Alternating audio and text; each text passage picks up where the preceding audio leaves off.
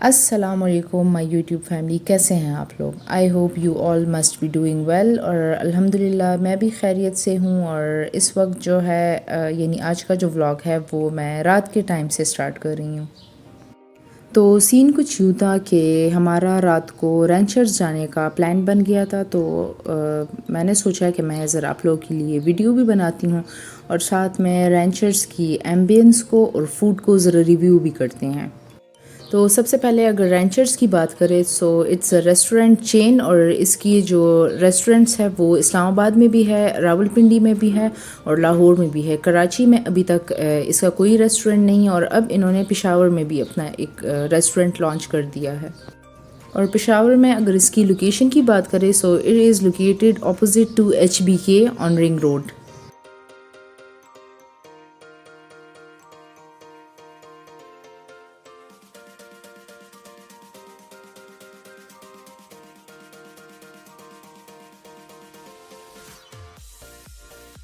तो रेंचर्स हम लोग पहुंच गए हैं और पार्किंग में इतनी ज़्यादा रश थी कि यानी 80% पार्किंग इनकी फील्ड थी। तो खैर हमें तो जगह मिल गई थी, लेकिन पार्किंग से ही हमें पता चल गया था कि अंदर रश काफ़ी ज़्यादा होने वाली है। तो चलें बस चलते हैं और अब देखते हैं कि if Ranchers is worth the hype और नॉट। ऐसे ही तारीफ़ें हो रही हैं यानी कुछ ख़ास है भी।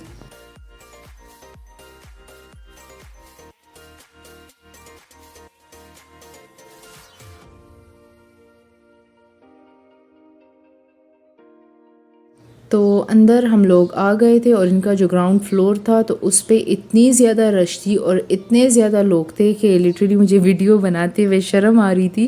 और हम लोग जो है सीधा नीचे बेसमेंट में इनका फैमिली हॉल था तो हम लोग डायरेक्ट वहाँ चले गए थे। शुक्र है वहाँ पे ज़रा रश कम थी, इतनी ज़्यादा फैमिलीज़ और लोग नहीं थे।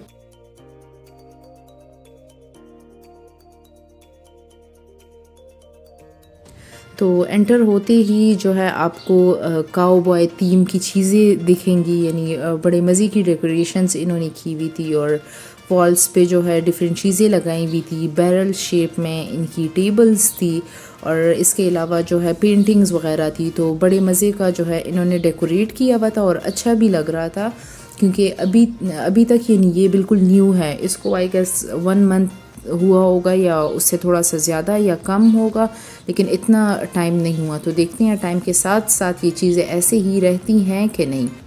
तो बस हम लोग बैठ गए थे और बैठने के बाद अब हम लोग मेन्यू देखते हैं और डिसाइड करते हैं कि हम लोग क्या ऑर्डर करें। वैसे जितना मैंने सुना है तो इनकी स्पेशलिटीज़ जो है वो बीफ बर्गर्स हैं और इसके अलावा इनके पास पिज़्ज़ा, विंग्स और हर चीज़ होती है, लेकिन स्पेशलिटी की अगर बात करें तो वो बर्गर्स हैं। तो किसी भी जगह जब हम लोग जाते हैं तो हम तो प्रेफर करते हैं कि उनकी स्पेशलिटी को ही ऑर्डर करें। तो हमने इनके बीफ बर्गर्स ऑर्डर किए थे, एक हमने बुचर किया था और इसके अलावा हमने रोडियो बीफ किया था और साथ में फ़्राइज़ और कोल्ड ड्रिंक्स थी। तो ऑर्डर के बाद ज़्यादा वेट हमें नहीं करना पड़ा, 15 to 20 मिनट्स में ही इन्होंने फ़ूड सर्व कर दिया था हमें। तो ये जो जिसमें रेड टोमेटो दिख रहा है तो वो जो है इट वॉज़ रोडियो बीफ और जो दूसरे वाला है वो बुचर था। फ़ूड का तो खैर टेस्ट के बाद ही पता चलता है कि कैसा है, लेकिन अगर इनके स्टाफ या मैनेजमेंट की हम बात करें तो एंटर होने से लेकर बिल पेमेंट तक दे वर सो अनप्रोफेशनल।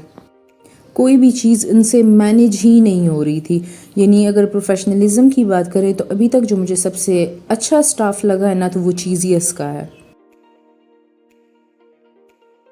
यानी इनका जो स्टाफ था वो आपस में ही उनकी कन्फ्यूजन्स चल रही थी ऑर्डर लेने के सेंस में। यानी उनसे टेबल्स जो है वो मिस हो रही थी, हमें किसी और को ऑर्डर सर्व कर रहे थे, हमारा ऑर्डर किसी और के पास जा रहा था।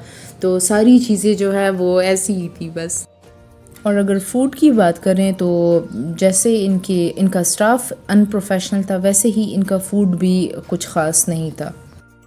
मैंने तो जैसे भी था लेकिन अपना बर्गर जो था वो थोड़ा बहुत खा लिया था, लेकिन अदनान ने तो 1-2 बाइट लेने के बाद ही पूरा बर्गर छोड़ दिया था। खैर मुझे इनके बाकी फ़ूड का पता नहीं है, लेकिन जो मैंने ऑर्डर किए थे बीफ बर्गर्स उनको तो मैं 2 आउट ऑफ 10 दूंगी। और 2 मार्क्स भी जो हैं वो जस्ट फॉर बर्गर ब्रेड, क्योंकि ब्रेड जो थी वो थोड़ी सी क्रिस्पी सी थी तो वो मुझे ज़रा पसंद आ गई थी। बाकी पैटी और उसका कोई टेस्ट नहीं था। अच्छा, जिस टाइम हम लोग गए थे तो उस वक्त फैमिली हॉल में इतने ज़्यादा लोग नहीं थे, कम ही जो टेबल्स थी वो फिल्ड थी, लेकिन टाइम के साथ साथ इतने ज़्यादा लोग आ गए थे और इतने ज़्यादा बच्चे हो गए थे वहाँ पे, और वो लोग अजीब किस्म का शोर मचा रहे थे। यानी ये जगह जो थी वो रेस्टोरेंट से ज़्यादा ज़ू लग रही थी हमें। मेरे तो सर में अजीब किस्म का दर्द स्टार्ट हो गया था, और ख़ैर फूड तो हमने फ़िनिश किया ही नहीं, लेकिन बस एक दो बाइट्स लेने के बाद ही हम लोग डायरेक्ट वहाँ से उठ के निकल के आ गए थे।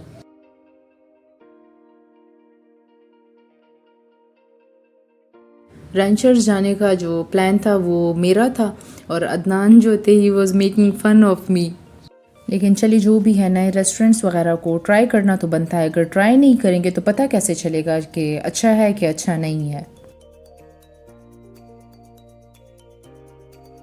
तो बस यहाँ से फ्री होने के बाद अब हम लोग जाएंगे घर, और घर जाने से पहले जो है हम लोग एक और मार्केट में रुके थे फार्मेसी पे, क्योंकि हमें पैनाडॉल लेनी थी अपने लिए, क्योंकि रेंचर्स की वजह से हमारे सर में जो शदीद किस्म का दर्द हो गया था वो वैसे तो ठीक नहीं होना था, उसके लिए तो पैनाडॉल लेना ज़रूरी थी। और पैनाडॉल लेने के बाद जो है अदनान वॉज ईटिंग कैंडीज़, तो मैंने उससे कहा कि तुम कैंडीज़ क्यों खा रहे हो, तुमने तो अभी डिनर करके आए हो। सो ही वॉज लाइक कि रेंचर्स का टेस्ट मुंह से निकालने के लिए मैं कैंडीज़ खा रहा हूँ। फिर मुझे भी उसका आइडिया अच्छा लगा और मैंने भी एक कैंडी खा ली थी, ताकि मेरे मुंह से वो बर्गर पैटी का टेस्ट निकल जाए। तो बस ये था मेरा आज का व्लॉग और एक छोटा सा honest review with Ranchers. I hope आपको आज का व्लॉग पसंद आया होगा। सो अगले व्लॉग तक अपना ढेर सारा ख्याल रखें और मुझे अपनी दुआओं में याद रखें। थैंक यू एंड अल्लाह हाफिज़।